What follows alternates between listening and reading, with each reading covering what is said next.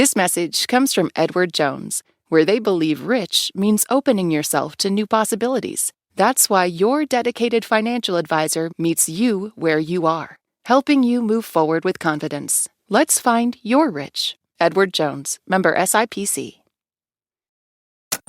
This is Planet Money from NPR. For a long time, whenever I entered the cozy refuge of an independent bookstore, I couldn't help but suspect that there was this whole hidden world, this whole economy lurking behind the bookshelves. And I know in the era of TikTok and Polymarket and video podcasting, it can be easy to overlook the humble book. But it is undeniable. Books are one of the most influential technologies ever. From The Wealth of Nations and Das Kapital to The Art of the Deal or Dreams for My Father. Books can make us all lean in one day, or suddenly everyone you know is finding life-changing magic in tidying up. Even if you haven't picked up a book in years, the forces that shape the marketplace for books have the power to shape everything else in your life. They shape the ideas that make it to the masses. So last year, when my boss informed the team in an editorial meeting that the Planet Money book, which had been in the works for a while, was now hurtling toward publication, I found myself leaning in. The question on my boss's mind was this: would anyone on the team like to report out how the book got made, to see what it might tell us about the business of books? Would anyone raise their hand? And when I heard the call to tell the tale of the Planet Money book, what do you think I did? Reader, I raised it. Hello and welcome to Planet Money. I'm Alexi Horowitz-Ghazi. We live in a world built by books. And yet the economic machine that produces them is shrouded in mystery. The ways in which the invisible hand determines what books actually get made. Today on the show, the first episode in our series. Planet Money sets out to land a book deal and gets to go backstage to see everything that happens behind the shadowy curtain of the publishing industry. And we see what happens when lofty artistic ideals meet the cold logic of the market. There will be whale fights, corporate speed dating, and a literary shotgun wedding.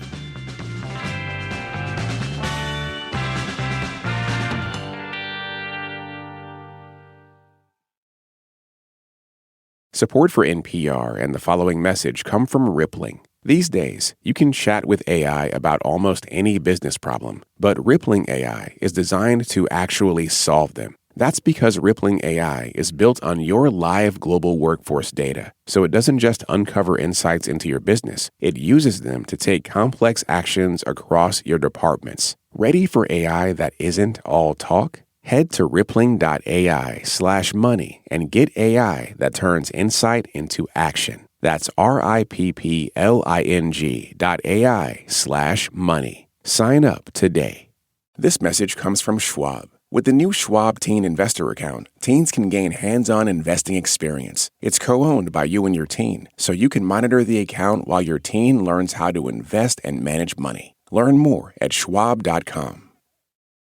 Okay, so I'd accepted the mission to tell the tale of the Planet Money book. And in order to figure out where it came from, I started with the man who keeps the Planet Money solar system spinning every week. I am Alex Goldmark. I am the executive producer of Planet Money.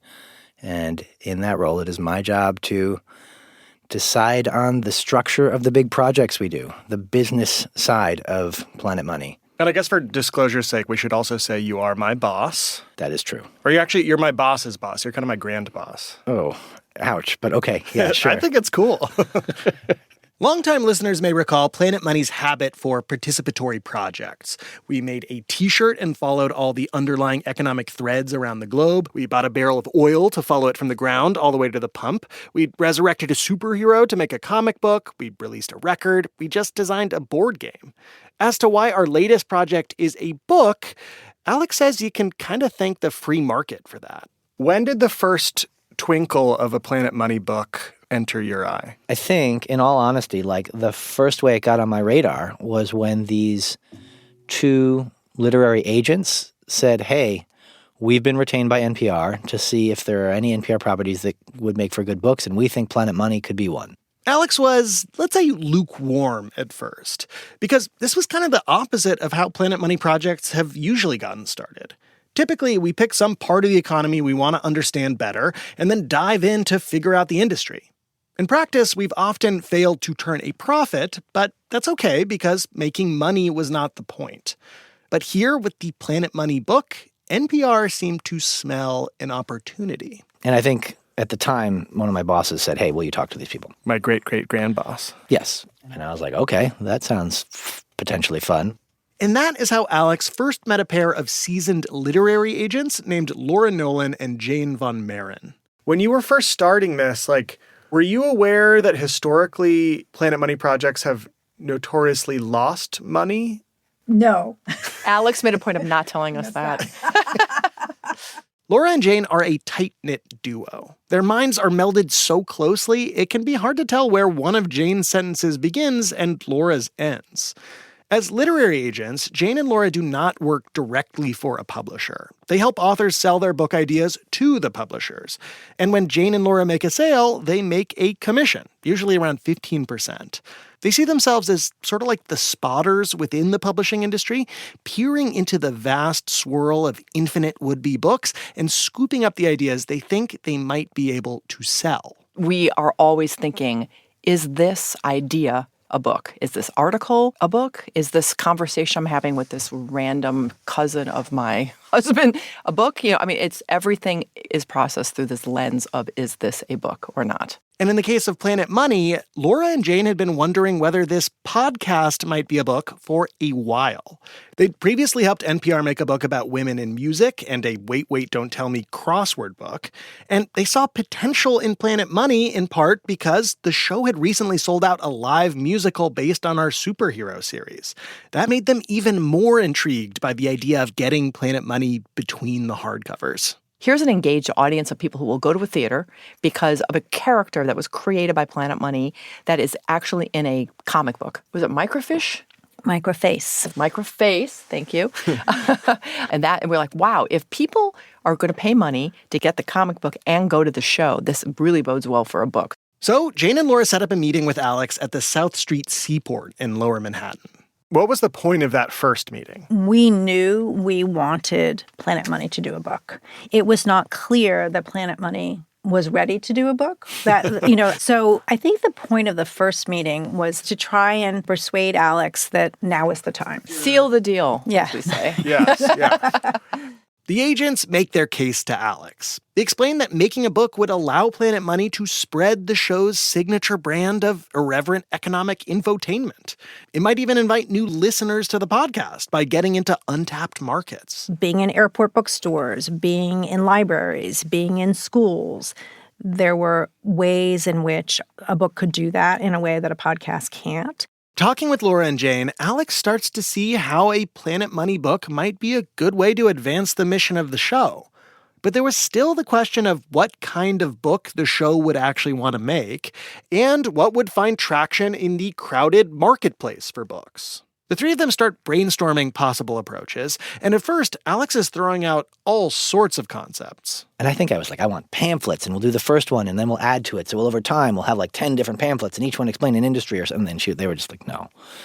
You got to stop, Alex. We love the energy. I think they were like, this is good. You're very generative. Let's keep going. Let's anything else? The agents told Alex his ideas were a little bit too narrow. The key to selling a big book these days, they say, is figuring out a broad frame that would appeal to as many people as possible. How wide was the spectrum of possible Planet Money books we could have gone down? Is it if we're trying to move copies, like Romanticy's super hot right now, maybe we do a 50 Shades of Green. 50 Shades of Green. I love that. That is hilarious. We'll save that one for later. I think that's going to be book 2. For book 1, however, the broad idea that Alex and the agents finally land on is a field guide to the global economy. Just like the show, this book could use a series of vividly reported stories to bring our daily lives into economic focus. From how we all work, to how we date and pick our mates, to how we invest and save for retirement. This, they explain, is the kind of book that might have a mass market appeal. So, Alex and the agents had a book idea. The next thing they needed was a book proposal. The proposal gives a sense of what it'll actually be like to read a prospective book. It lays out the structure of the various chapters, and it makes a business case for why this book and this author would be a good bet for a publisher. Because a book is not just some collection of interesting stories. A book is a product. And book proposals are both the vehicle by which nonfiction books are bought and sold, and they offer publishers a glimpse of how they might sell the book to readers. To get the ball rolling, Alex needed someone to actually help write the proposal. If everything went well, that person could write the actual book. Around the same time, by total coincidence, a guy named Alex Mayasi reached out and he said, "Hey, have you ever thought of doing a Planet Money book? I would love to write one." And it was fortuitous. Fortuitous because Alex Mayasi had reported a few Planet Money episodes over the years. He understood the voice and style of the show. And he'd also worked on a book for Atlas Obscura about food, so he knew the book writing process. After talking to some other candidates, my grandboss Alex finally popped the question. "Other Alex," he said, "do you want to be our writer?" Other Alex said, "I do." And then we had to write the proposal. Over the next year or so, Alex and Jane and Laura pass this sort of epic Google Doc back and forth over and over. They come up with some sample writing, draft an outline for the whole book, and they lay out a business case for why readers would be clamoring for just this book at just this moment. Okay, so at the end of the process, you have The proposal. Oh, there you go. the very proposal. Yeah. Old radio tricks. Once Jane and Laura and the Alexes had that proposal, it was time to court some publishers. And for months, Jane and Laura had been seeding the marketplace by dropping whispers of a Planet Money book at every power lunch and cocktail hour they could. You see, the publishing industry is so small and connected, they explain, it's a bit like a high school with its own set of unwritten rules and etiquette. And like a high school, a lot of the most important trade information travels from literary agents to book editors and back through word of mouth. We will have lunches or breakfasts or drinks. They generally reach out or you reach out to them. I haven't seen you. We should get together. What are you buying lately? What are you interested in? And that is essential information because each of these editors is a potential buyer representing the publishing house behind them, the Penguins Random House and Simons & Schuster of the world. And the first thing to understand about this market is that over the past half century or so, it's become more and more concentrated in the hands of a few companies. Once upon a time, these were all independent publishers, and over the many years, they all got swallowed by other publishers and swallowed again, and those people got swallowed, et cetera. So that's why we are down to what they call the Big Five, which are major conglomerates that contain inside many, many publishers. The many, many subsidiary publishers inside a big one are actually known as imprints. And when you look around the bookstore at all the tiny little symbols at the base of a book spine, a penguin or a campfire or a random little house, those brand markers or colophons, they are signs of all the hundreds of formerly independent publishers that have been gobbled up over the decades. So if the publishing world is an aquatic ecosystem, there once were thousands of little fish that have been swallowed successively by larger and larger fish until now there are 5 gargantuan publishing houses. Correct. And a few others who have managed to grow outside of this conglomeration process. Yes. The consolidation of the publishing industry has made the bottom line more important than ever. And it's changed the kind of books that actually make it to the printing press. There's increasing pressure for publishers to boost their profits by betting on books that aren't as risky. Just like how Hollywood has turned more and more to mining familiar IP and cranking out sequels, publishing has leaned more and more on putting their money behind authors with platforms and built-in audiences. There are, of course, still more than 100 small independent presses and academic presses, but Jane and Laura think the Planet Money book could go big. As they pointed out in the proposal, the show had already sold nearly 17,000 comic books and over 20,000 t-shirts. In this era, when publishers are betting on whether a would-be author's audience might actually buy their book, Jane and Laura were hoping they could lure in one of the biggest fish in the sea of publishers. We want a whale, ideally. We do. Yes, exactly. We want a big whale that will know how to sell books to every single possible person and get books into every single bookstore. So a lot of the editors Jane and Laura are casually courting represent a whale in this world. And one of the people they make sure to tell about the Planet Money book is someone named Tom Mayer. I was at my desk and I got a call from Laura Nolan and Jane Van Meeren, and they said, we've got something really exciting. Tom is an executive editor at W.W. Norton. Now, Norton is not a whale, they're not one of the big five, but they are a major publisher that has managed to stay independent. Kind of like a literary dolphin. The house has published fictional sensations like Fight Club and A Clockwork Orange, and all sorts of heavy-hitting nonfiction, like Michael Lewis's Moneyball or The Big Short. We should say Norton, Penguin, HarperCollins, and several other publishers are financial supporters of NPR. But Tom says the basic business model in publishing, whether you're a whale, a dolphin, or a guppy, is generally the same. Publishers are trying to buy the rights to books based on what they like and what they think will be profitable. Tom is trying to acquire and edit great works of art, but the publisher needs to keep in mind the commerce of it all. Because for the publisher, every book is also a financial risk. So they have to treat each new prospective book like a new prospective investment and check how it would fit into their overall portfolio. A publisher is kind of like a basket of stocks. We publish 150 books in a year. Some of them are going to do really well. Some of them are going to do okay. Some of them are not going to do well.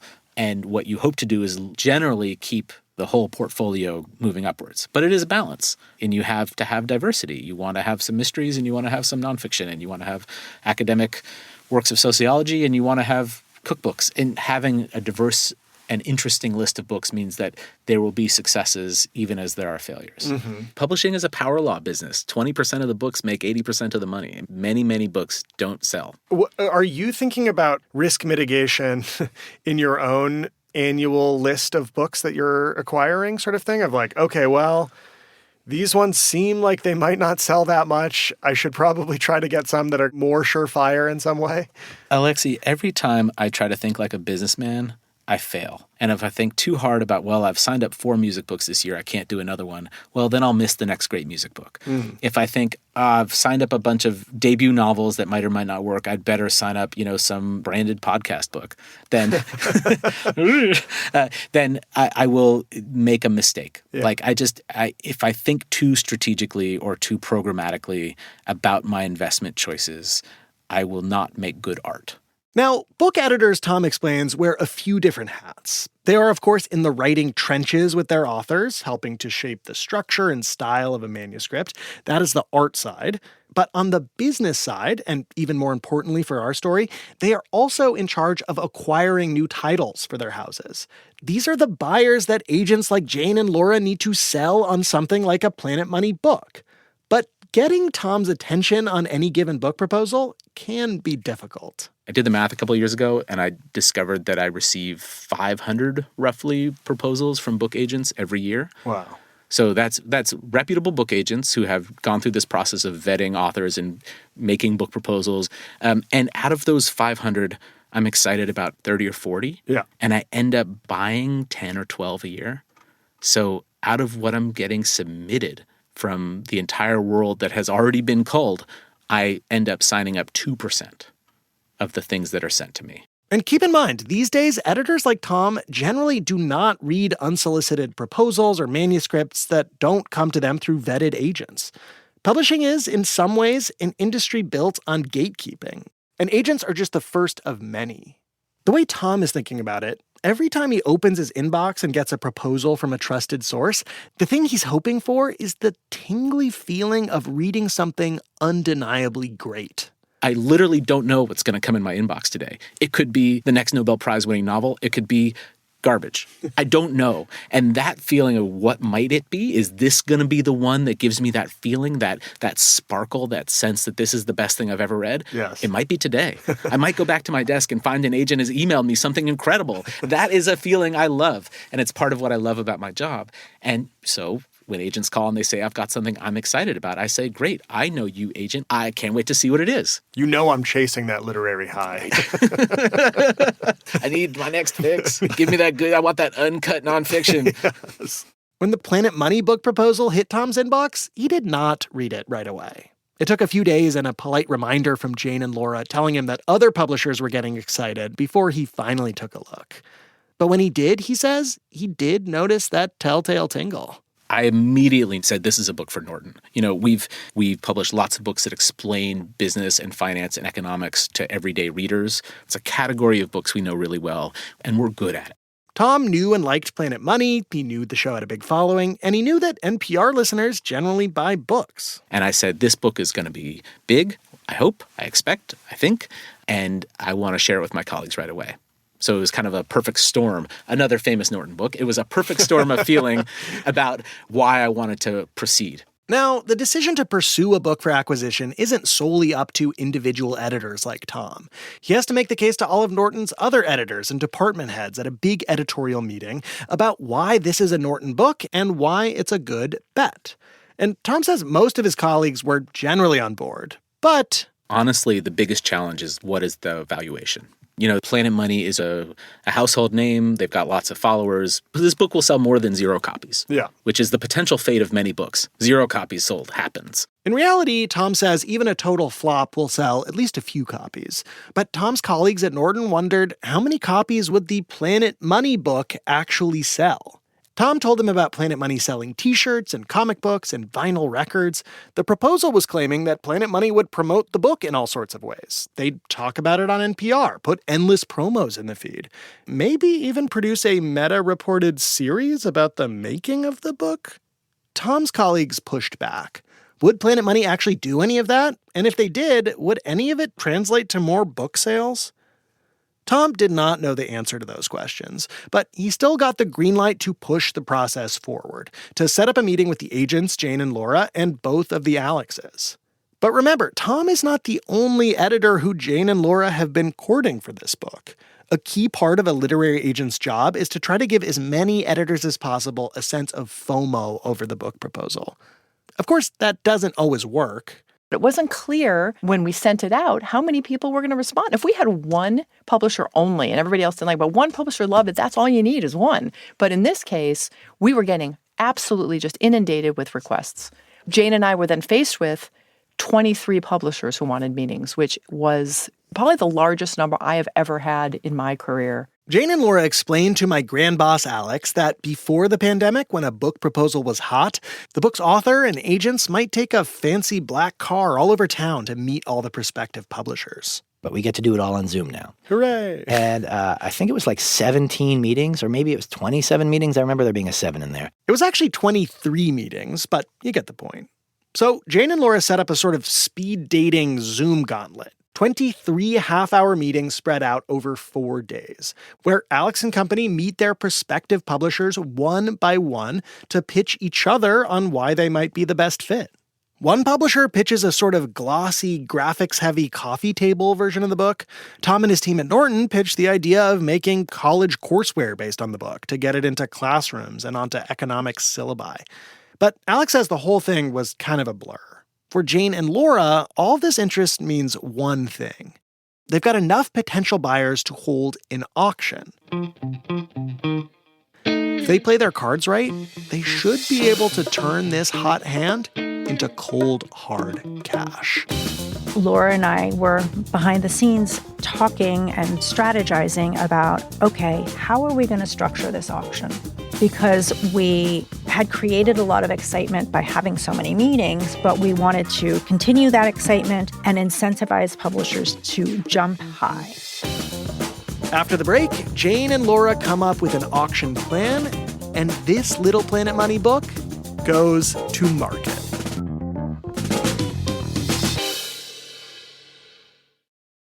This message comes from Schwab. With the new Schwab Teen Investor Account, teens can gain hands-on investing experience. It's co-owned by you and your teen, so you can monitor the account while your teen learns how to invest and manage money. Learn more at schwab.com. This message comes from American Home Shield. It's not a matter of if an appliance or system, like your HVAC, will break, but when. Without a home warranty, these repairs or replacements can cost thousands. But with an AHS home warranty, they will fix covered breakdowns, helping protect your wallet. Get 20% off all plans at ahs.com/NPR and see promo details. See ahs.com/contracts for coverage details, including service fees, limitations, and exclusions. This week on Wait, Wait, Don't Tell Me, we talked to legendary musician Jason Narducy about being in a punk band when he was just 11 years old. We broke up when I was 12. And I just felt like I needed to go through puberty without band drama.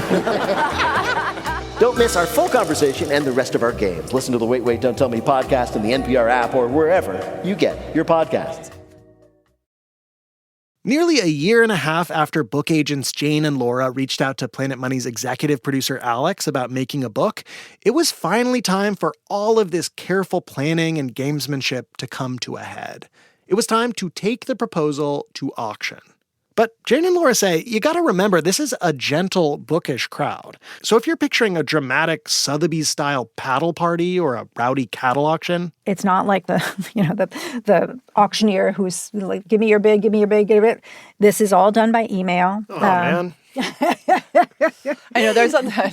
I want that fast-talking, gavel-touting kind of flavor.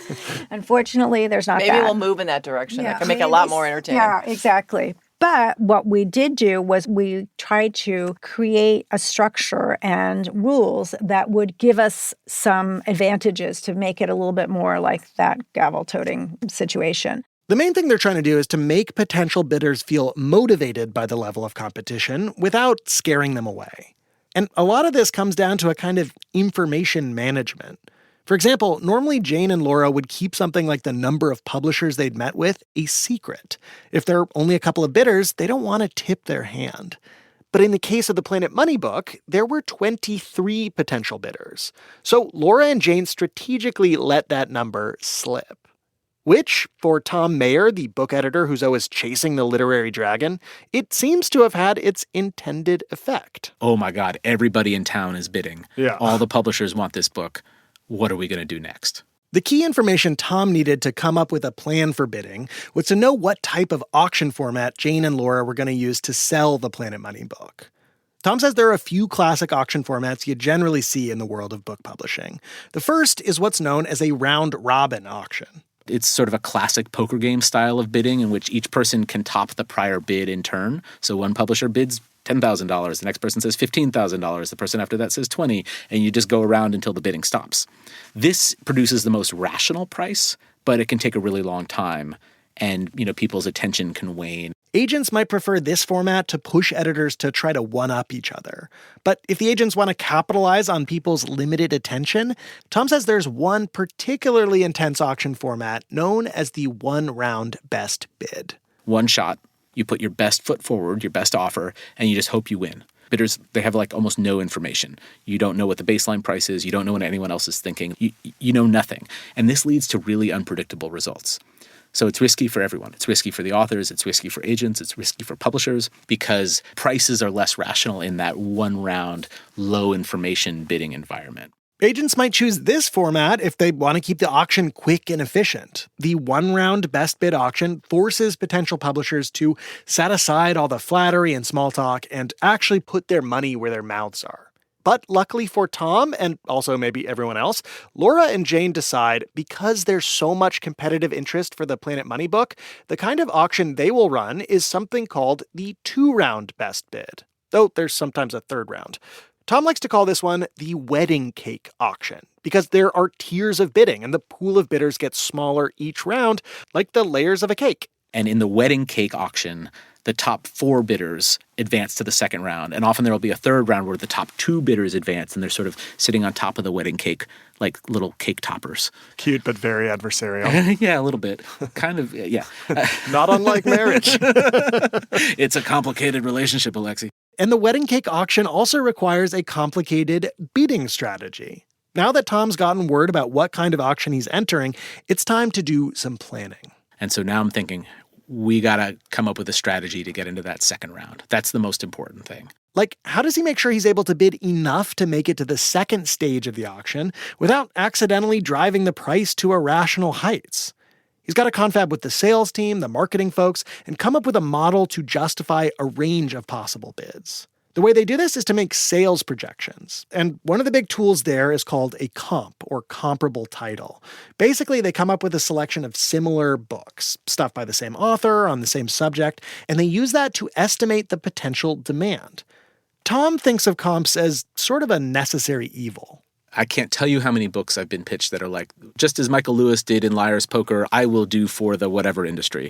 And it's just like, no, it's not going to happen like that. Michael does his own thing, and his book appeared at a particular moment in history and became a phenomenon for its own unique set of reasons.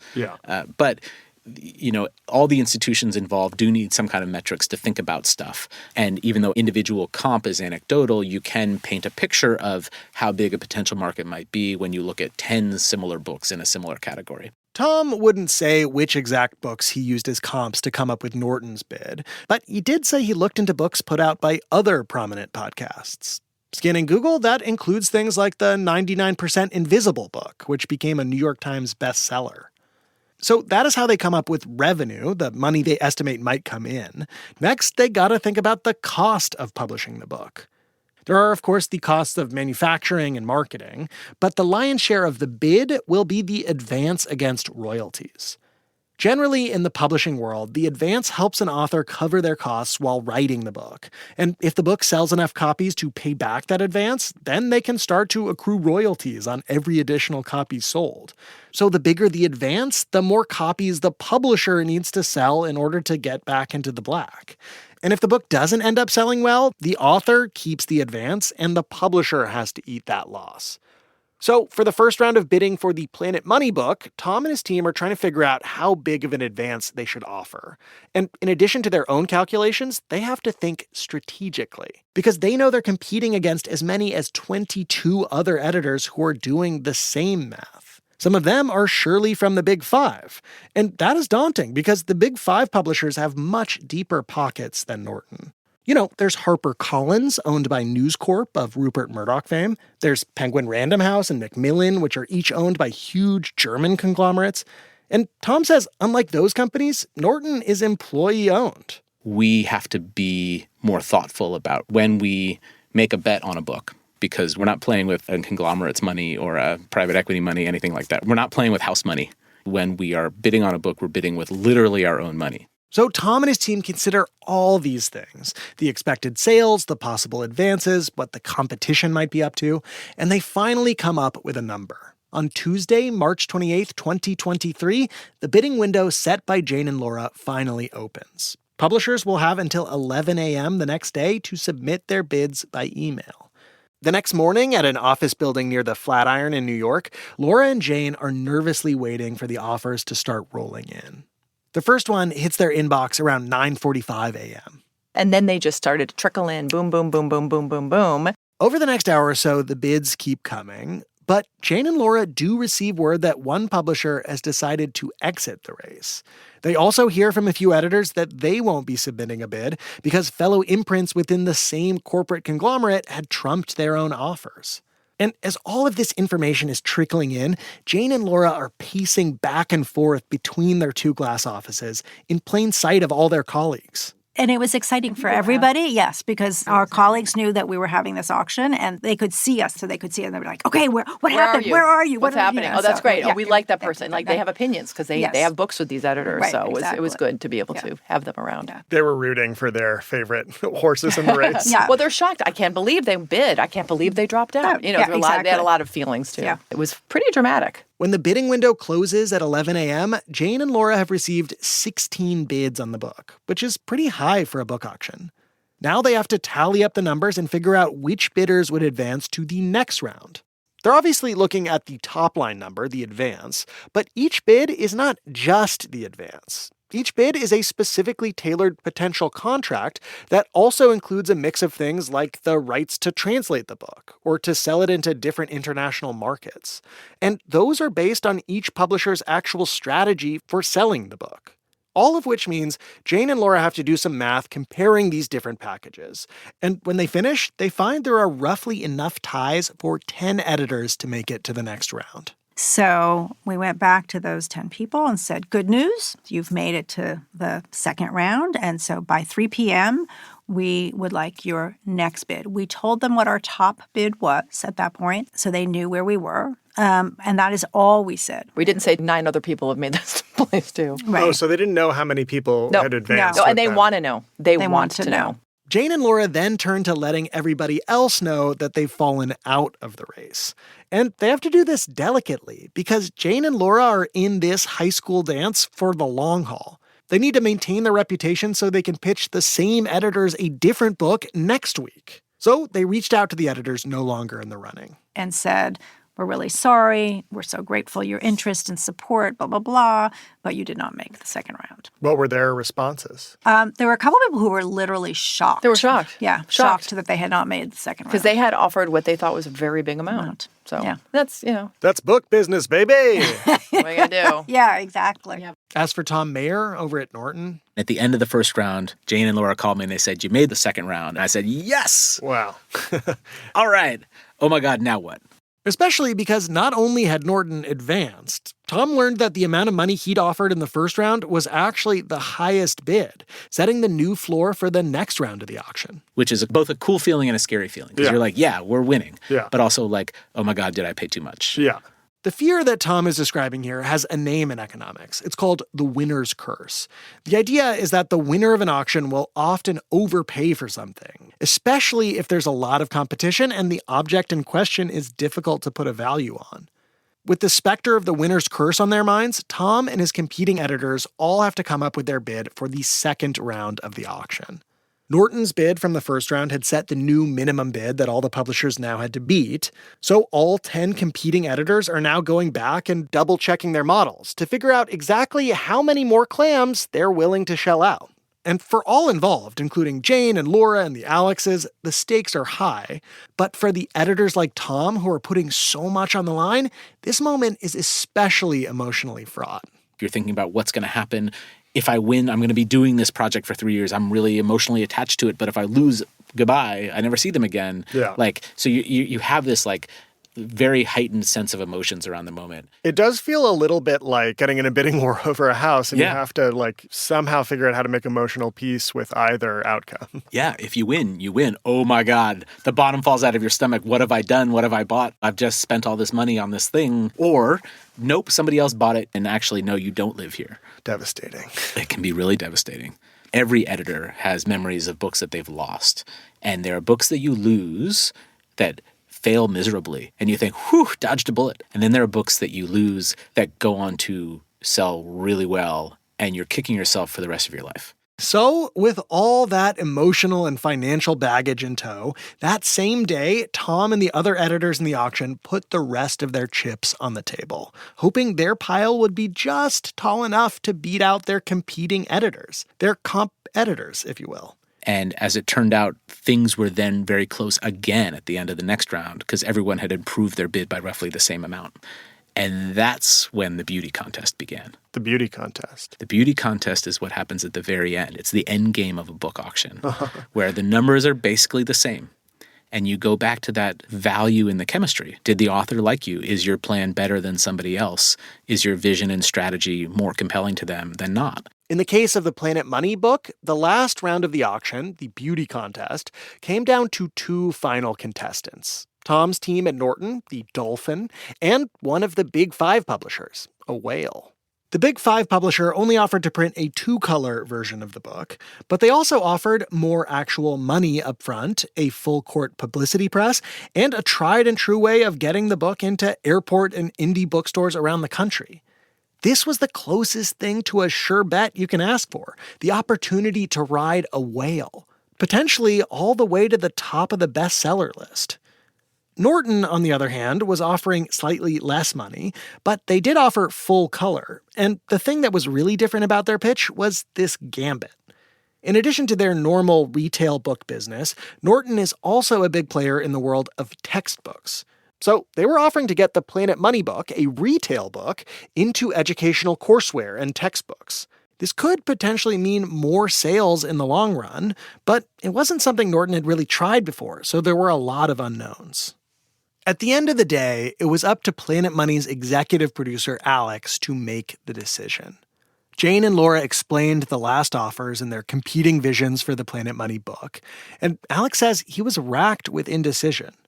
Norton's educational pitch was compelling. We really liked that because, we have an educational mission, right? We want, as many people as possible to understand the economy. And so doing it directly like that was really appealing, but there was no apples to apples to make. It was like, I don't know what that's worth. How much is that equal to in advance?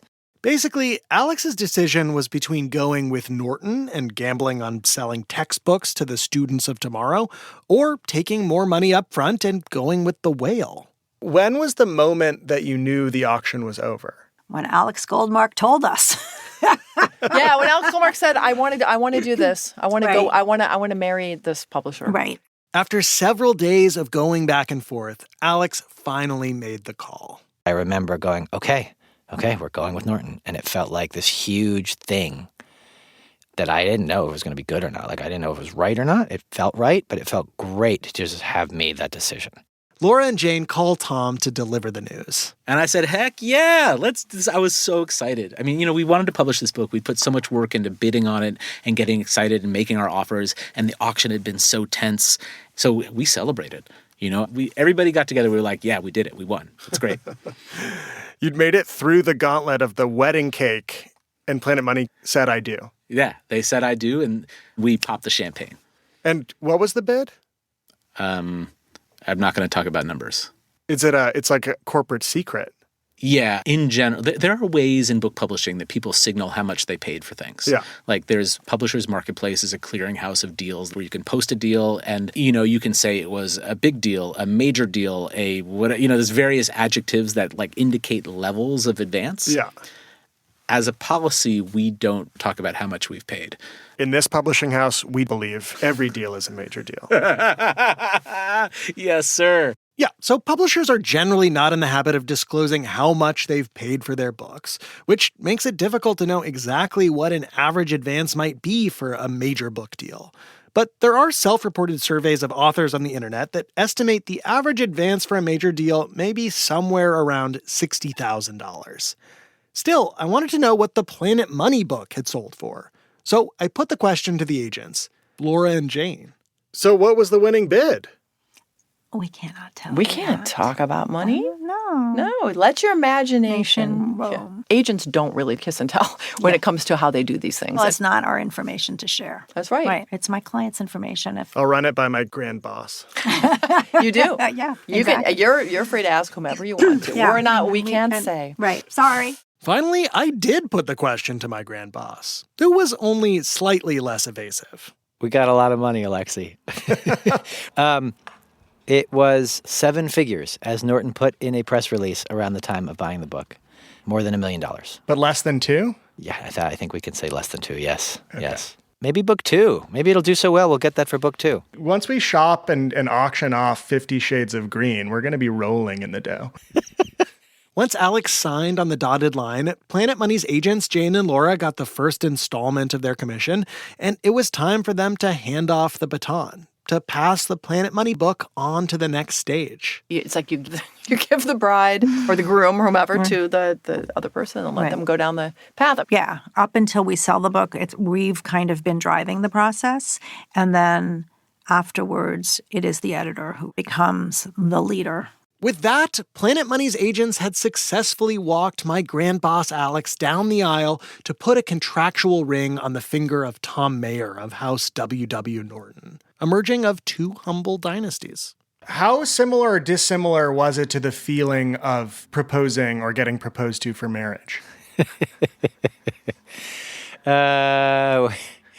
Way faster and more like a shotgun wedding kind of situation, right? Because I'd only met these people like a week earlier. Right. Nevertheless, Planet Money had sealed the coveted book deal. But now for the hard part.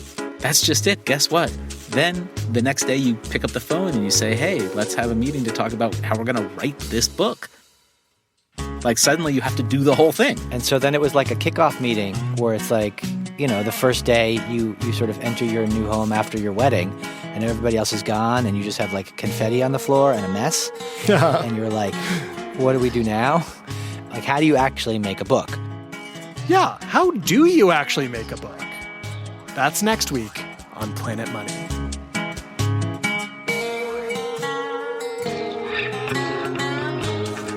One thing I should mention, my grand boss Alex will have a conniption if I don't remind you all. for all of this to work out, for that big advance to be worth it, people need to actually buy the book. And so Alex has come up with some incentives. First one, if you pre-order the book before April 7th, you'll get a free poster based on our Laws of the Office episode. Or if you'd prefer a more personal touch, you can come see Planet Money live on stage around the country. You'll get a copy of the book, a tote bag, and see us do our thing IRL. I'll be doing a show and tell about the anatomy of a book in Albuquerque and Boulder for all my high desert real ones. And I'll be sharing some pictures and video I took while reporting this series. To pre-order the book or get ticket info, go to planetmoneybook.com or check out the show notes. This episode was produced by Willa Rubin with help from Sam Yellowhorse Kesler. It was edited by Jess Jiang, fact-checked by Sierra Juarez, and engineered by Robert Rodriguez. Alex Goldmark, my grand boss, is our executive producer. I'm Alexi Horowitz-Ghazi. This is NPR. Thanks for listening.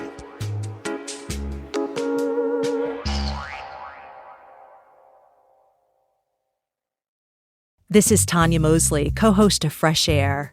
From mail-in ballots to racial gerrymandering, a lot is at stake for America's free and fair elections. I spoke with journalist Ari Berman about what he calls a final blow to the Voting Rights Act. My fear is that we are returning to a politics of Jim Crow in the South.